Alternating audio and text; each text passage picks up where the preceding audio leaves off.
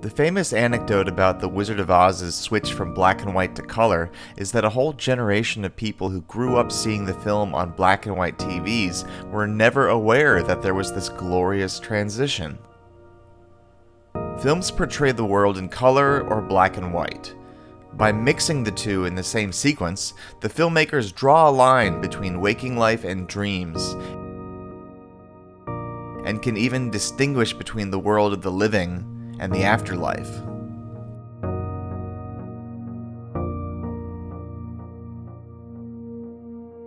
But in a mostly black and white film, what does color symbolize? There's no place like home.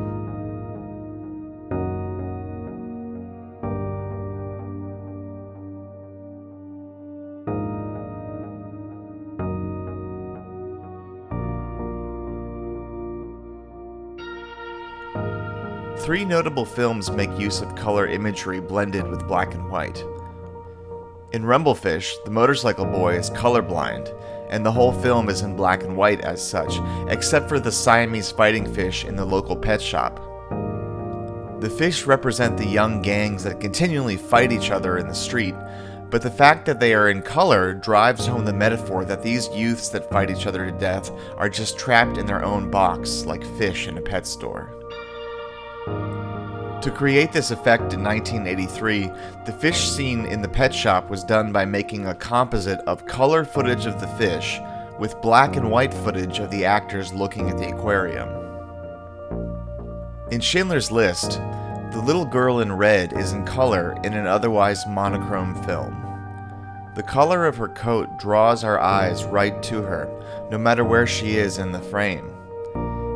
In a violent, depersonalized landscape, this short scene makes us feel that there is someone recognizable among all the devastation.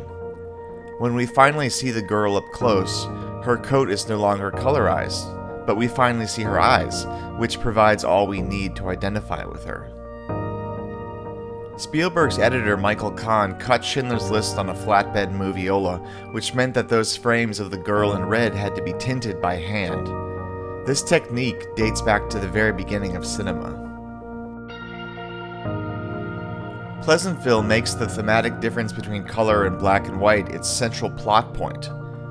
When the two main characters find themselves trapped in the confines of a 1950s black and white TV show, traces of color begin to appear.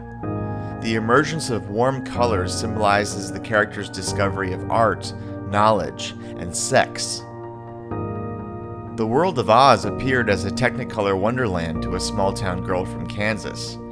By the end of Pleasantville, the town is both Oz and home. To show how the naive attitudes of the 1950s are subsumed by the revolutionary 1960s, the film uses color to dive into visual metaphors like female empowerment and freedom of expression.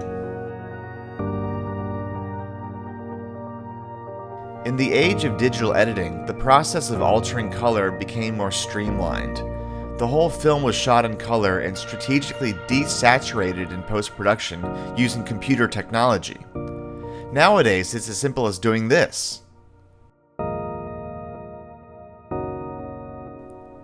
But whether you're using your hands or a keyboard, deliberate for a moment what you are saying with color. Because color never speaks more loudly than when it's portrayed against black and white.